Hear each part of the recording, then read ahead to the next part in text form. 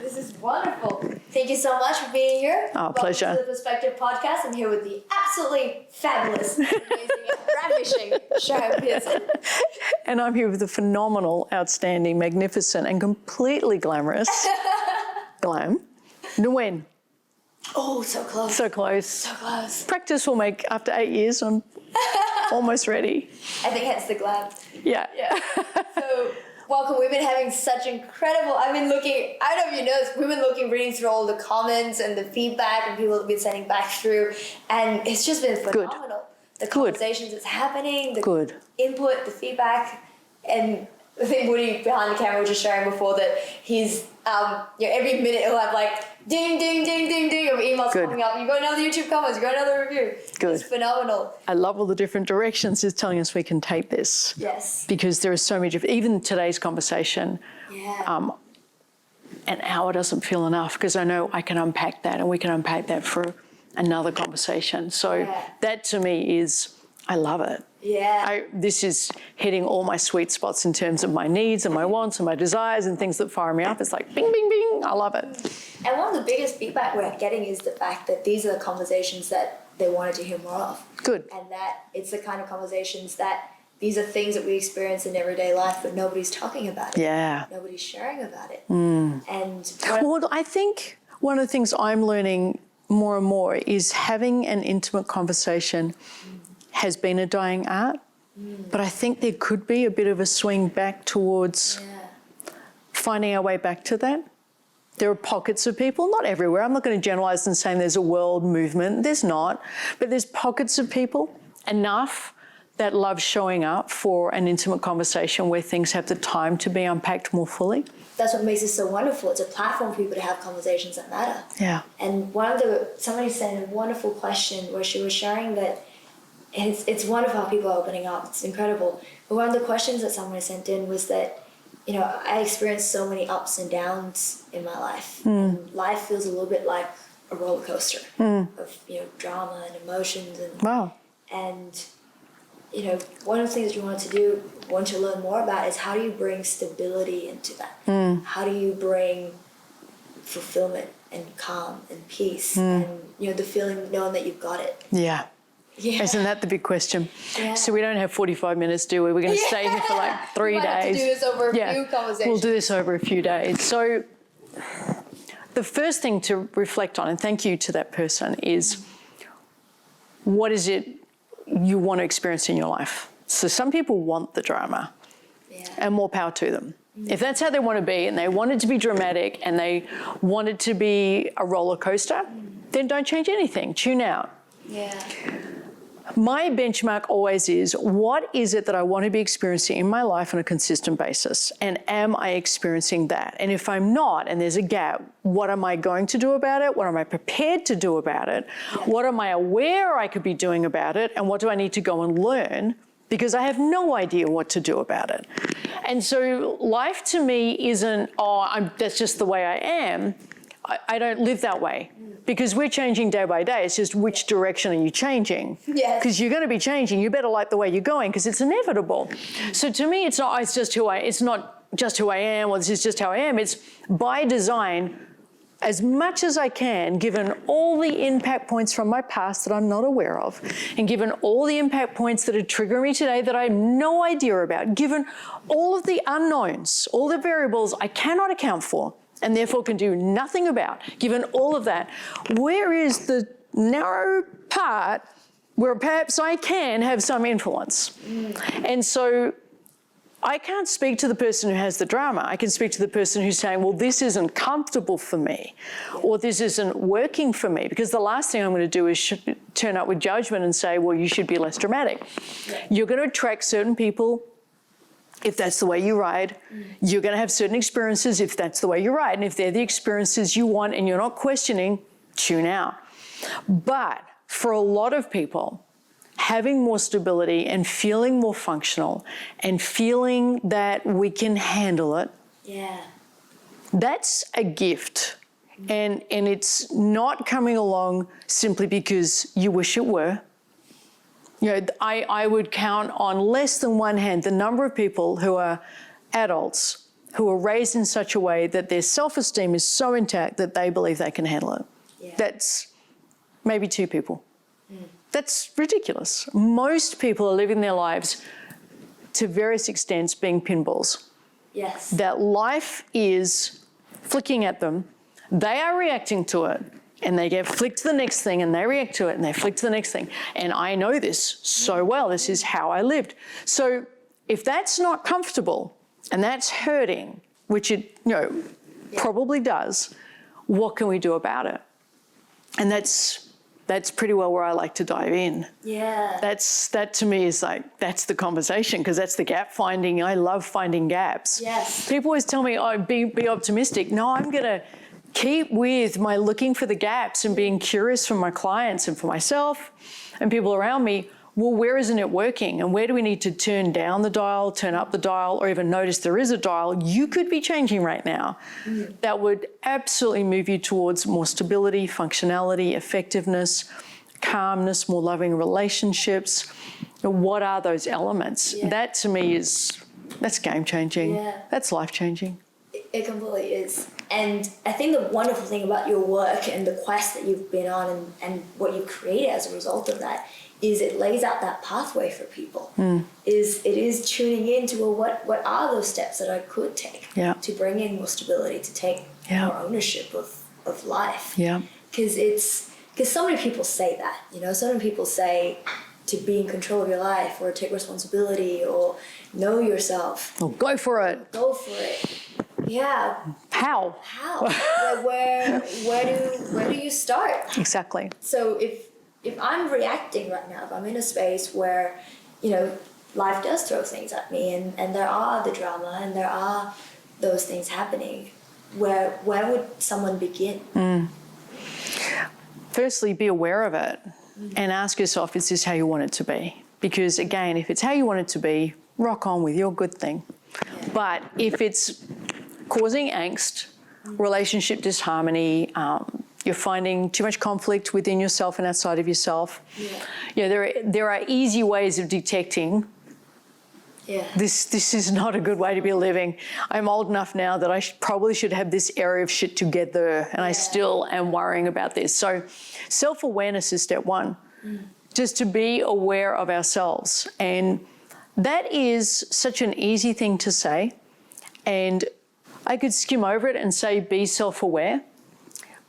But I'm finding the more I do this, being self-aware is one of the hardest things for people to do. If you're self-aware, you'll be able to take this journey. Okay, great, I'm self-aware. But most people, I would say most, are not self-aware. And they would say they are. Maybe it's controversial. Or they would say it doesn't matter that much, or I'm overthinking, or whatever. But until we're self-aware and see ourselves accurately, we don't know the role we're playing or the piano keys to be playing to change the song. So our life is going to be this disharmony of just discords, just random chords being hit, because we don't know we have access to these keys. So I'm self-aware, but you're only playing chopsticks. I'm self-aware, but you're playing something that sounds dreadful. I'm self-aware, but you only play one tune. And for example, the workaholic, they take workaholic home with them, and they take workaholic to their kids, and they take workaholic to their friends, and they say they're self-aware. Well, no, you're only playing one tune. Yes. That's not necessarily a full life. You might think it is, but it's not for those around you. So being self-aware is so easy to say, but the price of self-awareness is clarity and getting over our ego. And that's huge. Okay, so now where do I get clarity and how to get over my ego? And now we've got to start unpacking that. And so it goes. Yeah. So we are not going to get self-aware unless we have clarity and see things the way they are. The only way we see them as they are is if we can take our insecurity, which I call ego, or insecurity, they're to me interchangeable, out of the way. And the greater the barrier in terms of insecurity or not wanting to be challenged or feeling confronted or whatever those words are people use to justify it's too hard, the clarity level goes down. But they might say they're still self-aware. They're not. Because as long as there is ego caught around it, insecurity caught around it, a need to defend caught around it, a need to push back, reject, dispel, deny, suppress, ignore, there's no clarity. Yes. Because they're not even looking at it. Because they're looking at the pain it's causing them, or they perceive it's causing them. So I think the number one prevention to self-awareness is lack of willingness to hear the truth about ourselves. It's a lot easier to think it's that or it's them or... Yeah, it's something external to us. One of my favorite quote out of your Ultimate You book, the new one that's coming out, and I know it's not available yet, but there's this beautiful quote in there, and it goes, the universe you're experiencing is you. The magic you seek is you. Yeah. Or you are the universe you're experiencing. I think it's in chapter 1 somewhere. Chapter 1. Yeah, if anybody's pre-ordered the book, you've got the chapter 1, so correct me if I've got that one wrong. Yeah, no, that's it. Yeah, and I think that's such a powerful first step. It's to true. Really own that whatever I'm experiencing, if I don't want it, there's something that I can do about it. Yeah. And it is. Or maybe there's not, and that's okay, but at least give yourself the opportunity to see it clearly without the lens and the filter of the ego and the defenses and the challenge and the because all we're doing is moving it out of focus. Yeah. You know, I see what you're saying, but we're looking through the insecurity of ourselves. So no, you're not seeing it. You're seeing it the way you're putting it out of focus. You're not actually looking at it clearly. We're not looking at the same thing. So the extent to which we bring our ego or insecurity to it is the extent to which we can't be self-aware. So how do we do that? Yeah. So then the question becomes, well, what matters to me more? Does it matter to me more to defend myself and defend my version of status quo, which is causing this pain to me and or this relationship, or plural? Or is it more important to me that I have a great relationship with myself and with this person or people? Yeah. And then dealer's choice. Yes. You know, which would you rather? And I am equally amazed by the number of people who seem determined to fight for their version of status quo despite the pain it's causing, and equally amazed by the number of people who say, you know what, whatever I've been defending, this is not worth it. It's not worth defending. It's not worth it. There's got to be a different, better, brighter way of doing this. So I'm going to give it up. But until we reach that point, that critical intersection, and we make a new, because we're facing it every day. Every day, Glam, we're coming across moments and opportunities to learn or to deny. Yeah. That is it. Yes. Every day. It can be such a tempting trap to be able to say, to go back down the path of blame, to go back down the path of, you know, it's not me, it's something, it's that, or it's this, or... It's my past, it's them, or you're making too big a deal about it. It's so, and especially when, and that's one of the things that I love and I admire so much in our Quest members, because they're going on this journey, and often the people around them will be bringing them back to the stories. You know, friends who used to hear the blame, you know, 10 times over, it's hard to have a different conversation. It's hard to even try to own up and try to take the responsibility. I find the number of people who can handle, is that the right word, tolerate, enjoy an intimate conversation about a shift that someone's gone through, if you can count them on one hand, you are so lucky. Like, to be able to have people in your life where you can say, well, I'm going through this change, and they're interested in it, and they don't make it about themselves, or they don't tell you about how they can, you know, that's something like that happened to me, or I know someone who that happened to, which is completely useless for them to just show up for your experience. That's so rare and wonderful, and a lot of people don't have it. So you're right. So we get to the point of clarity. We're saying it's worth it. I want to let go of the status quo. But most of us are surrounded by people who are saying, well, actually, you know what? I'm still on the more side of the insecurity and the ego. So you just keep those changes to yourself. We don't need any of that shit around here. Do you want another drink? So that's the most common pattern. So the quest is so important. That community is so important. And communities like this is so important. So people can give themselves that opportunity to bridge. Well, this is how I think I could be heading. And there's someone there who's not going to hold them to how they were or how they prefer or what makes them more comfortable. And then it's a whole other conversation for another day that they're the quality of person where they can hold the space for what they're experiencing and not what they think it should be, how it compares to something else or how it shouldn't be that. Yeah. That's massive. Yeah. So there is no point in going through a shift within and getting more differentiated from the tribe and everything else we talk about, but having nobody to share the new you with or have that reflected back accurately. Yeah. That's the beautiful thing, is having that reflected back. So self-awareness, you've got to become self-aware. There's all of that has to be unpacked. It's like the tip of the iceberg, and then there's all these things you want to unpack within it. Yes. Yes. So from that, what advice would you give somebody they know that that's the step, they want to go on the journey, they want to start unpacking those things, and because many of our members have experienced this and shared this as part within the community, where it's like they get it. Like they get that's the path they want to go, and they know that's a conversation they want to have, and they've done some of the work, and they just started, they start seeing it, they've started becoming more self-aware, and they can see how they're reacting. But sometimes the reactions still happen. The emotions still come up, and the triggers still set them off, and I think the first step is be able to step back and be like, all right, I'm doing that thing that I do when that happens. What advice would you give them in those moments? To emotional reactivity? Yeah, that's massive. To regain that self-awareness. Well, firstly, you're human, so you're going to emotionally react. No, that for the rest of your life. No one's getting rid of all their triggers. The stuff's going to come up. Stuff we thought we dealt with, stuff we didn't know we had to deal with.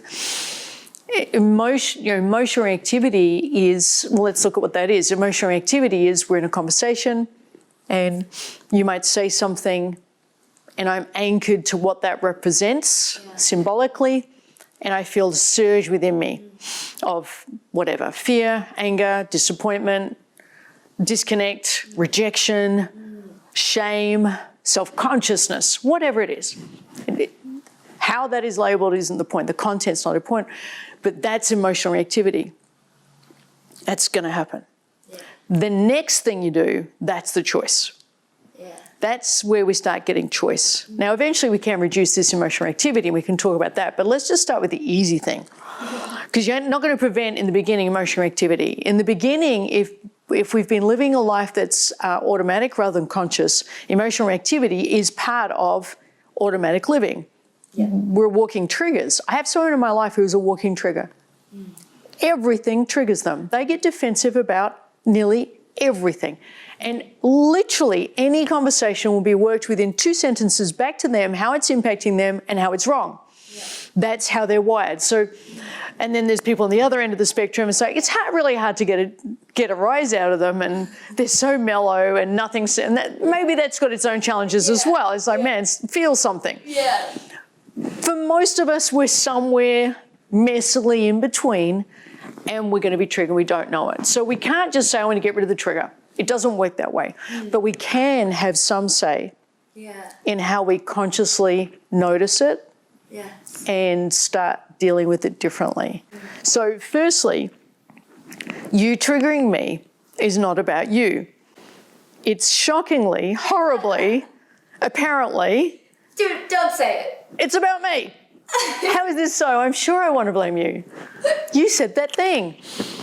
But my level of emotional reactivity to it. So it's my dear friend Jen, she says our stuff's bumping up. Yeah. So our stuff's bumped. So you said something, the emotional trigger's there. What I do next? Firstly, I'm going to shut up. I'm not going to say what I've been saying every single time or do what I've been doing every single time.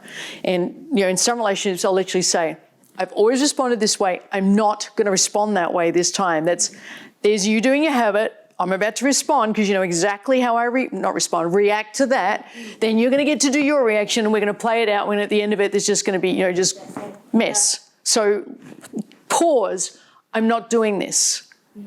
I am not going to do this. Now, you can't do that with everyone because that gets their trigger going. Yeah. What do you mean, So you've got to pick the person. It's like, but I'm giving, as much as I can, a general overview of where we can come into this landscape and change the palette a little bit. Yeah. So for me, it's pause. I'm being triggered. I'm aware of it. I can't believe I'm noticing I'm being triggered. Yay me. Yeah. I'm human and yet I'm noticing I'm being triggered. I'm a champion right now. Then some of the glow of that wears off because I'm still triggered. But so the next thing, okay, so am I going to pull back from this moment and ask for a little bit of space? Am I going to have a go at not firing back? Yeah. Am I going to be able to be aware through breathing whether this is a violation of boundaries or a disregard of my needs, or is it just me being triggered from my past? Yeah. And if I'm capable of half of that, I've had a really good moment. Yeah. So until we can begin that process, we're not self-aware. Yes. We're just not. We're still just responding on instinct. Yeah. You said, so I said, you said, so I said, grr. Or you said, so I pull away, emotional cutoff, or there's conflict, or there's whatever there is. So I believe my great game of life, how self-aware can I get and how much self-awareness can I stand? Because sometimes I want to blame, but it's this emotional activity. So that for me is kind of base camp. Yeah. How much am I getting triggered? Is it, how often am I reacting, I should say, to that trigger?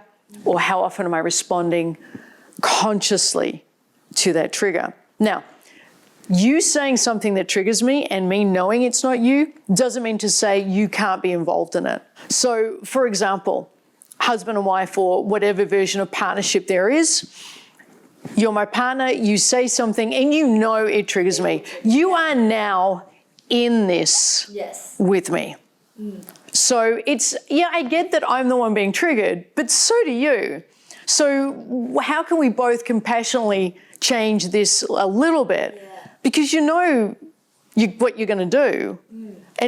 And so now I'm going to be infuriated or whatever my reaction is because I know you know.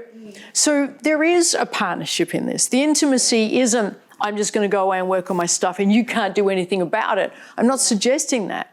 I'm saying if I can get to a level of awareness where I can see, I'm now seeing, which we're going to talk about patterns. I'm now seeing this, and maybe you haven't. Well, hang on. When you blah, it's the if-then thing, isn't it? The cause and effect. If you blah, then I blah. What's this about? How come there's always this if? And maybe the reaction's really poor. Well, you don't tell me what to say. Well, is that the best we can do? Is that the best in terms of self-awareness we can be? That compassion is gone and it's just personal righteousness. That's not health, that's not stability, that's drama. So we've just got to keep our eye on the bullseye all the time. All the time come back. Okay, well, you do have the right to say whatever you fucking like. Good for you. Now I'm triggered, you don't care. How is that bringing us closer? And is that what we're here for? For you just to be in a relationship where you get to be anywhere you want and disregard, then why are we doing this? So eye on the target, eye on the game.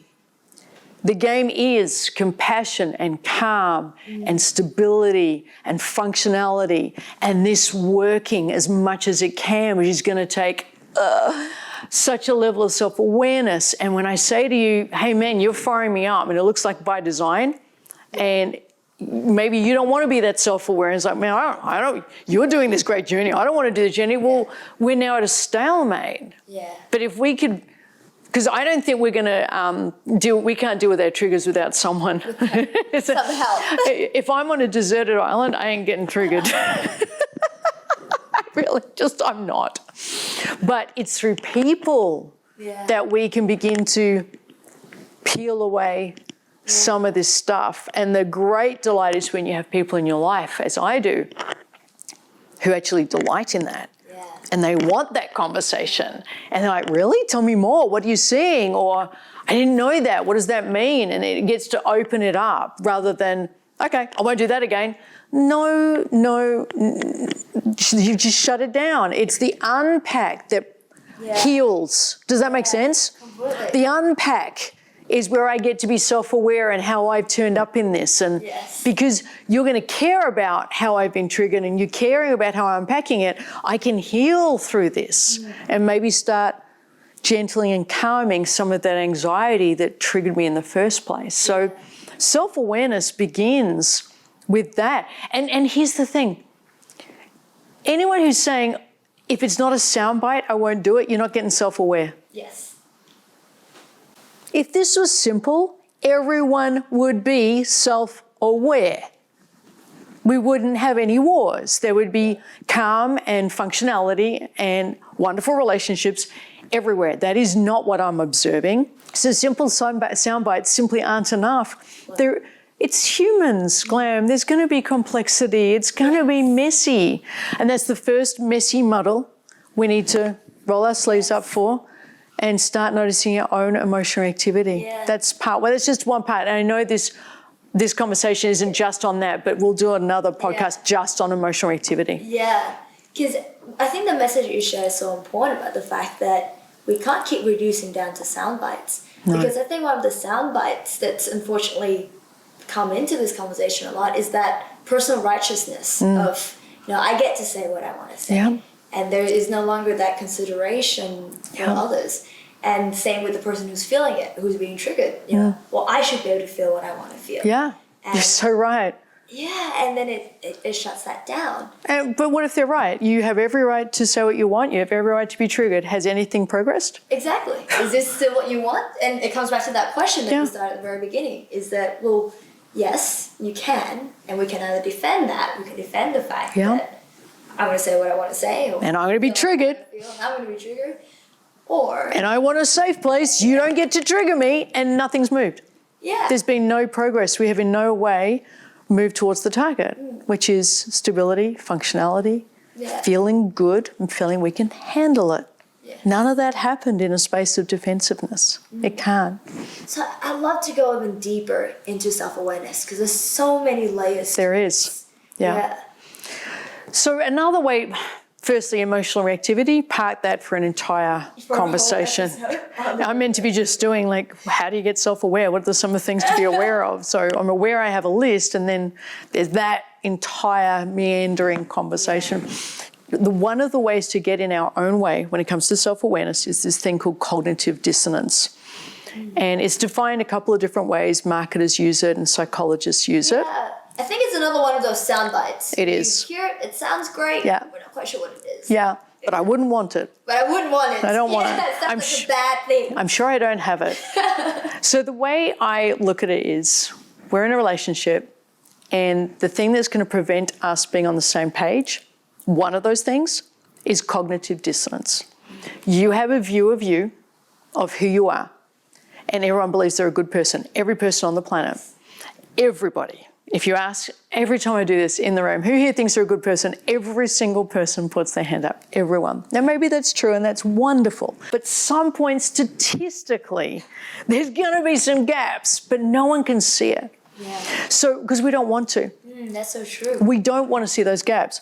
So to me, the way I look at it in terms of what is going to prevent this becoming stable or my internal world becoming more stable and functional and calm and working for me is the thing that's going to prevent it is cognitive dissonance. There is who I am and there's who I envision I am. And that gap is pain. It's all pain. So I envision myself as I'm a good person, I do the right thing by people, I'm a great listener, and I always come through. And then someone who we care about and whose opinion we respect gives feedback that is not aligned with that. You really let me down here. You hurt me here. The cognitive dissonance will have this person say, no, I didn't. You're making too big a deal about it. Or make a joke. Or dismiss it. Or we'll talk about that later. Or start working harder to avoid the conversation. Because they're not having a conversation with what this person said. They're having a conversation with the cognitive dissonance. And this gap, whilst it looks small, is what puts miles between people. Yeah. Miles and miles. And the longer they hold on to their cognitive dissonance, which to me is another form of I don't want to see myself accurately. Remember, it's about clarity and ego. I am not prepared to see myself with the clarity in which is being shared right now because I did let them down. I don't want to see it. And my ego is saying I can't handle it. Yeah. There it is, that gap. And the more cemented that gap is, the bigger this gap between two people. And the bigger the gap if you just do it for yourself. I'm a good person. I always come through, always do the right thing. And you have someone say to you, it could be in a work environment, say, someone says to you, you keep putting things off, you're procrastinating. That's not who I am. And they'll get upset with the person. Yeah. How dare you say that? That was bullying. I can't believe they're giving me that feedback. I don't like it here anymore. I'm going to go somewhere where I don't hear cognitive dissonance, which doesn't exist, by the way, because if the person procrastinates and they're trying to hold down a job, they're going to get the feedback. So cognitive dissonance is the greatest wall between clarity and the calm we're talking about and stability. It is literally a solid wall. And the more we fight to not face that cognitive dissonance, the more distance we're creating between ourselves and self-awareness. Yes. Instead of saying, is that accurate? Which is the easiest question in the world. We get feedback from someone we love and who we say we respect. There's a big difference between respecting someone and saying we respect them. Yeah. They give us the feedback and we say to ourselves, is that accurate? Did I let that person down, or did I hurt their feelings, or whatever it is? From their perspective, is that accurate? Yeah, that's accurate. That gets rid of the cognitive dissonance in that moment. And how often you do that a day is your emotional health. Yes. How often you can do that a day. And the dream, the benchmark, isn't to be all murky about it like we just discussed, like we've just started the conversation, is to be like this. Tell me, you see a gap? Yes. Really? It's moved to the point where. Tell me, what are you seeing that I'm not seeing? You know, I crave that. I crave hearing that. What are you seeing that I'm not seeing? And is that accurate? And then the idea isn't to be, oh, this is really confronting. I don't know if I can handle it. It's to be, you're giving me an insight that's accurate? That's amazing. Tell me more. Because that's getting rid of this cognitive dissonance, is getting rid of the gap between you and I, or between me and whatever it is my endeavor is. Yeah. Now, let's say I'm going for a big promotion and I get feedback from a team member, a colleague, or it could be one of my team, or it could be someone I report to, whatever the relationship is. And it could be something like I'll make something up, it doesn't really matter because the cognitive dissonance is going to kick in.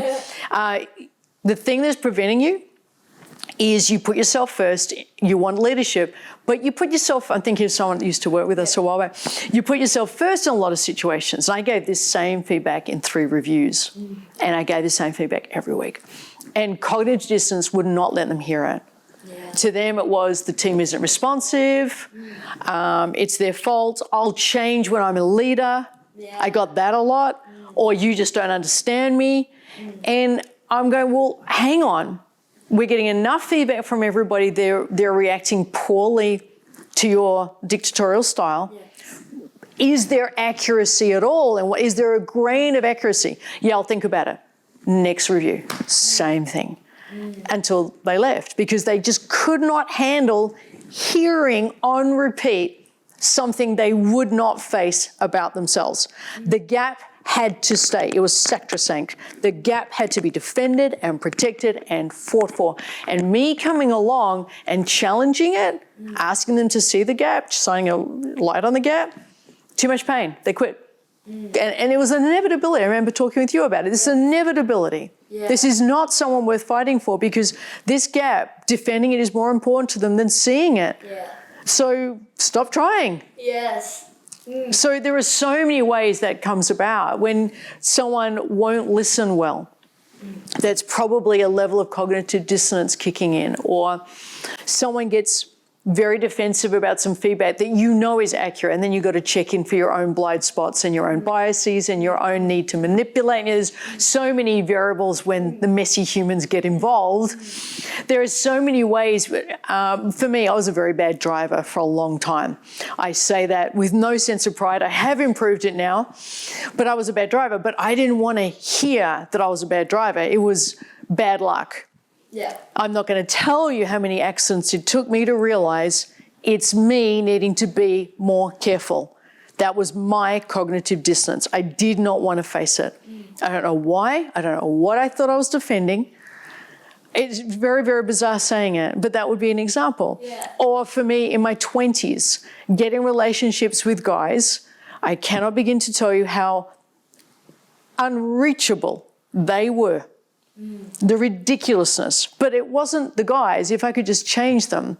And it wasn't anything about me seeking guys that were completely ridiculously not worth pursuing. It was simply that I just had to change them and everything would work out and then we'd be happy. And there's so many ways I can point out my own. And then one day, I don't know what it was.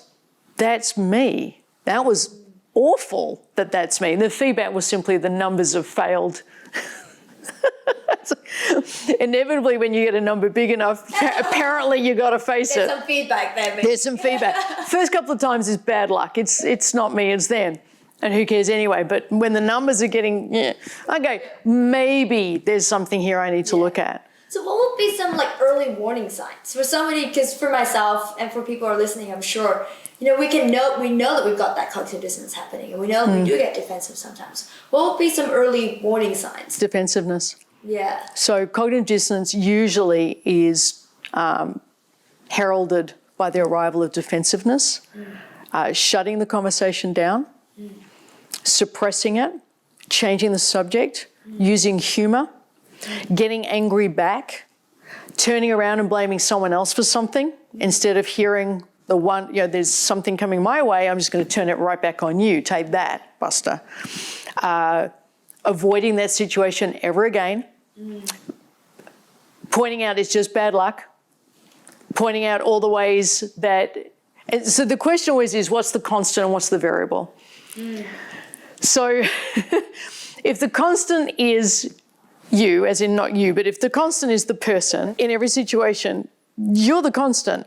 The variables are the different situations. So it's literally, am I the constant in this? And if we're the constant, then it's probably me. Yes. And no matter how much the variables change, no matter how much I keep moving the chess pieces, I'm still the player of the game. Yes. It's that awareness. And again, it comes back to self-awareness, clarity, and ego. Yeah. And how much do you want to defend the status quo? And again, what's the bullseye? Yeah. We're going for functionality. We're going for stability. We're going for less drama. We're going for feeling good inside and liking who we are and having relationships that are built on emotional intimacy and not emotional protectiveness. If we're shooting for that standard, this is the conversation that has to happen.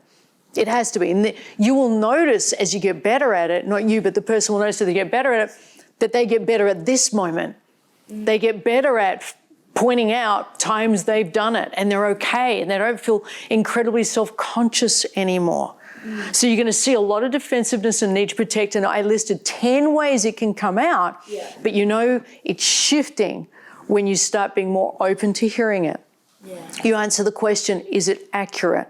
For yourself. They don't need, you stop trying to predict or control that so you don't get triggered, so everybody around you doesn't fire you up. And instead, I can handle it. And you go through all the handling of the emotional reactivity I spoke about. Yeah. That's when you're getting more advanced. Yeah. In the beginning, is it accurate? Yeah. And am I doing any of the 10 ways I listed that we can defend, protect, and push it away? Yeah. Or suppress it, or deny it, or turn it around, or turn it onto the other person, or change the subject, or use humour. There are 10 ways. I think in the book I list 15 ways, 16 ways we can do it. Notice that. That's a great first step. Yeah. Then again, what's your target? Yeah. What are you here for? You're hearing this feedback and you say you want to live a great life. Hear the feedback. Maybe It'll move you closer to that gold standard of life. It could be wrong. It could be dead inaccurate. It could be absolute bullocks and they're just talking from their own place of hurt and they want to control you. Yeah. Well, we'll get to that in another podcast. Yeah. But for now, is there accuracy? Yeah. Just start with that and notice what you do with the accuracy. I love that because as you're sharing that, I can see, you can almost see how this play out in society at the moment on social media. As you list out all the ways that we react and in defending, blaming others, changing the subject, you see so much of that happening on social media. You see so much of that happening in the status quo. Yep. And I think it's perpetuating the problems. It's magnifying the problem. Yeah. Because then you've got to add on social media virtue signaling, one of my pet peeves. So virtue signaling is, for people listening, and if you don't know, it's someone taking a moralistic high ground against someone else that they get to judge and blame to show their moral superiority to their group. And that, I can't abide virtue signaling at the expense of anyone. If you're a good person and you want to brag about it, know you're bragging about it. But to then brag, to pull someone down, none of this conversation is in place. And the question of is it accurate, that's not being asked either. There's almost a pack mentality where as soon as the accusation's made, if there's a stance to have, it's there's this immediate attack almost. There's that emotional activity straight away. So tell me more about the concept around groupthink and how this plays out in groups and in social media, and how I think almost as the status quo we're reacting and creating instability. Yes. Well, we're very attracted. Remember today's conversation, if I remember, I get myself back on track. We're talking about how do we get self-aware so we can start building more stability. And then we'll move towards some of the techniques for stability. For now, it's about how are we showing up before we even get the techniques. And one of the ways we can show up is through differentiation or groupthink. And again, it plays out in social media, but it plays out in life as well. So groupthink is this idea, if enough people sway the same way, I must be right. And if enough people have said it, it must be true. It must be true. Don't get me started. If enough people voted for slavery, didn't make it right, doesn't make it true. I have so much evidence in history where groupthink is the worst thing. So I am really nervous of, skeptical, wary of, and separate from groupthink. If I see the crowd being swayed, I am immediately questioning what status quo are they seeking? And I look for criteria. So in terms of self-awareness, if I see the group swaying a certain way, I know my desire instinctively, evolutionary-wise, biologically, is to swing in, because that was survival. Back in the day, you stuck together. If you stuck together, the other clan didn't come and steal your women, and you won the war, and you got the hunt, and you lived. That was a good day. That was everything to a good day. And we may have reproduced in some way. Terrific day. We nailed every benchmark. It's a little more complex today, but the instinctual desire to have this tribe come together and stick together makes me very nervous, because its evolutionary purpose is now no longer.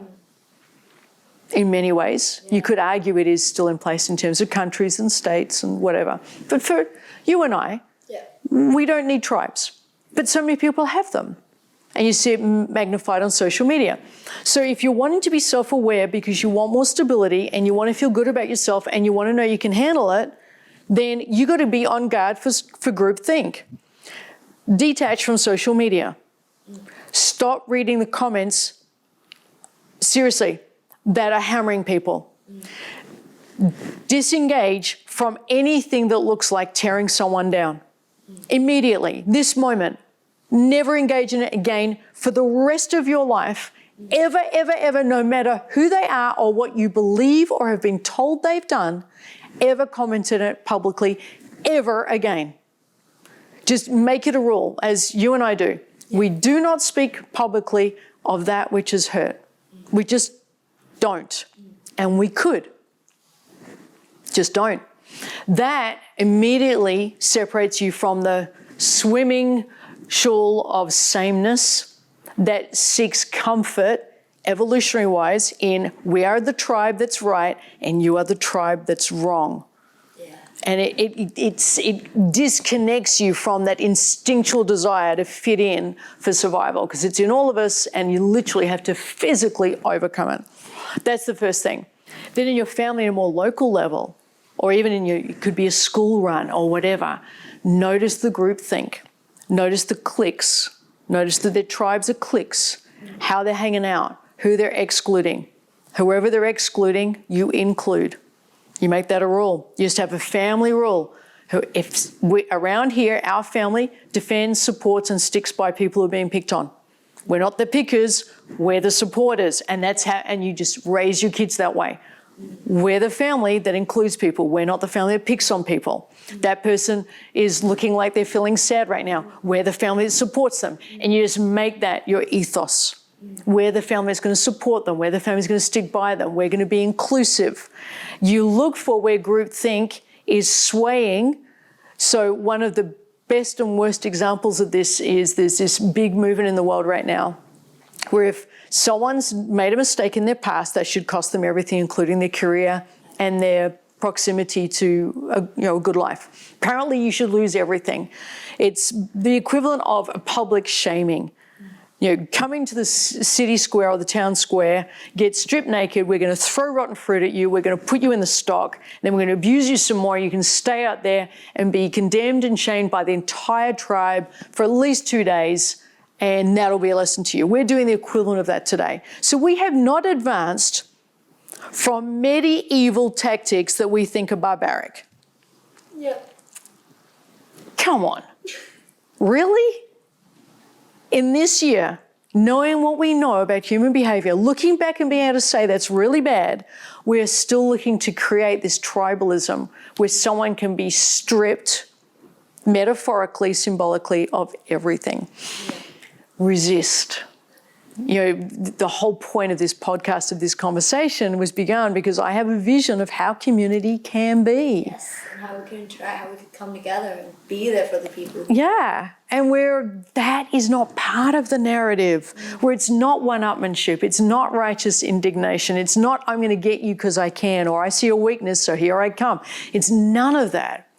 So if you want self-awareness, and you want to know you can handle it, and you want that feeling of calmness, you want stability, get that out of your life. Never again be part of a mob that drags someone metaphorically to the town square to show them a lesson. You don't out a business that's let you down. You deal with the business directly as a grown-up. You do not get all your friends to rally and black ban a company that's made a mistake.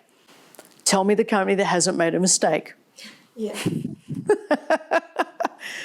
You just don't know about them. Yeah. If you can name a company you don't think's made a mistake, you just don't know about the mistakes, because everyone, by being human, by definition, has made a mistake today. Today. Yeah. So never again black ban publicly. Never get a thrill at, there was an example recently, a friend of mine told me that their social group for their school group, it was used as a platform for a woman who had bad experience at a cafe. The cafe had given pretty shoddy experience. It's their local cafe. And she was trying to rally people, the mob, the tribe, to stop using the cafe. That would have sent that business owner broke. Yeah. So my friend didn't step in, but her friend did. And my comment to my friend was, why didn't you step in and shut that shit down? Because that's a business owner who's got a family and who's got friends who had a bad day. You don't know what was going on for them. Yeah. But you trying to end them because of your one hurt moment, because your pride was hurt, perspective much? So it's moments like that where you're calming things down, take things out of Vesuvius. Everything isn't executionable. Seriously. Yeah. People's pride gets hurt.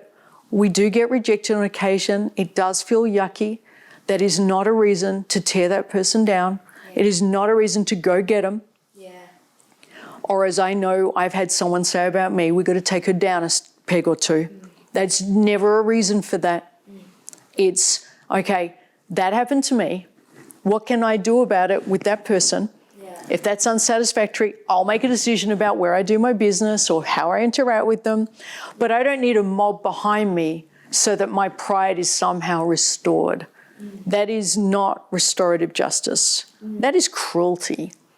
So that's a major step in terms of groupthink. If we can just be smart enough in our community to start questioning it from that perspective and calling it when we see it. So when we see a private group at a school, we're going after someone, well, hang on, I'm not sure if this is really the place. Maybe as a suggestion, you could deal with the person directly rather than bring it into this community. And all the best with that. I'm here for you. And then if it happens again, have a community standard. As we do in our communities standard is no one gets to bag out someone. You've got a problem with the person, you speak with the problem. With the person, our university, they made an announcement. If you have a problem with someone, you don't take it to them. You take it to a counsellor. That's groupthink. Are you kidding me? So no one's allowed to, Glam, I've got a challenge. Or as I generally say to you, have a conversation. As I generally say, what the fuck? Getting real, that's pretty well at the point in our relationship. I say, no, you're right. You're right. More. What the fuck? But no, we're not allowed that. We have to go dob them in, and it has to be investigated behind this person's back so they become a perpetrator in silence. So no, that's not how we're going to ride. You want to be part of a healthy community and you want stability, you go to the person maturely and you learn conflict skills, conflict resolution skills. You don't know how to manage conflict, stick around. We'll teach you conflict resolution skills, but you don't avoid it and try and hurt them from behind secretly, somehow restoring your own hurt pride. That's a lot on groupthink. So as we take these steps and to move closer towards living our awesome life and creating the life that we actually want, there's all these kind of little landmines that you want to kind of navigate around and be able to... Or hit and learn. Or hit and learn and have a community. Blow shit up and learn. This is what happened. I think that's more likely. We're going to hit the minefield. We're going to hit the mine. That is living. It's, wow, I wish I hadn't done that. Now let's backfill what happened. Let's reverse engineer it. Let's learn from it. Let's have a group discussion about it. Let's get rid of our self-consciousness about it. Let's fess up to it. Let's say it's accurate. And now I'd like to learn a different way. I think it's probably more closely aligned to what life is. I think this has been such a wonderful conversation for us to paint the picture of what is it we're going for. What is this awesome life that we're going for? What would self-awareness look like? And I think that was probably the most dynamic and deep conversation we've had, all the different layers of self-awareness. And I certainly feel like, I hope you are, let us know what you're thinking in the comments. That's such a more wonderful and full and deep look into self-awareness. Well, it's very generous of you, hopefully. I hope so, definitely. Thank you. Soundbite of being more self-aware. Be more self-aware. And I think we need a whole other conversation now about, now knowing what it is that we're shooting for, what are the tools that are going to get us there? How do we learn to recognize some of the patterns and see it play out? How do we start making choices that remove the cognitive dissonance and are more in alignment with our values, our beliefs, who we want to become? And I think that's a whole other episode. Let's do that. Another conversation that's fantastic. I mean, and I hear you have heard in the grapevines that we might be having this conversation with the two of us and a whole lot more people live all around Australia. Live. So we're not going the whole of Australia, truth be told. We're going as far as we can. We're going Melbourne, Sydney, Brisbane. Yes. And we're going to invite people along. Yes. Get to come in. And we're going to unpack what comes along in the room. So show up with your questions, with your curiosity, what's going on in your own life. I don't mind where you take it. Glam is going to be my incredible wing person and moderate and channel the right stuff and the good stuff my way. And so any question on any topic. So we can do topics we're doing now. We can do anything on business, marketing, leadership. Where else can we go? Coaching. Personal transformation. thinking models, thinking styles. Yep. There's some really incredible models that I know lots of people have been wanting us to unpack. I would love to talk about, or I can handle questions, anything from what's going on in the world in terms of a perspective or a model that I bring to it to bring me a sense of, I can make sense of it, or I cannot make sense of this. This is why.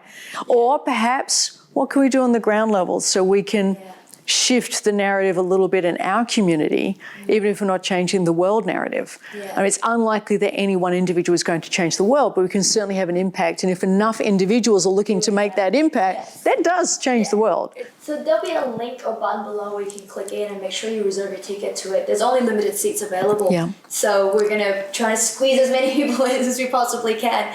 I don't think you've ever done this before. I have not. So this is going to be, it's brand new, we've never done it before. We would love for you to be a part of it. We'd love to have you there. That'd be fantastic. I'm looking forward to it. I'm really looking forward to seeing what you bring, what the audience brings, because I'm very open to, one of my favorite things is not a prepared speech, but to just surprise me with the question that I'm not expecting, because then I love the challenge of figuring out my models and testing my frames and finding where they can be improved. So that discourse to me is wonderful. It just lights me up like a crystal. I just think it's fantastic. I trust you got value from this podcast. We had so much fun and delighted in bringing it to you and for your loved ones. If you haven't yet, your subscription would be absolutely fantastic. Your subscription and your feedback means that we get to rate higher. If we get to rank higher, more people get to hear this message. You can also help out if you'd love to. Once you subscribe, by sharing this podcast with someone who you believe this message may resonate with and create a discussion around it. Just enjoy it and interact with it however you choose, but most importantly, we'd love your subscription. See you at the next episode.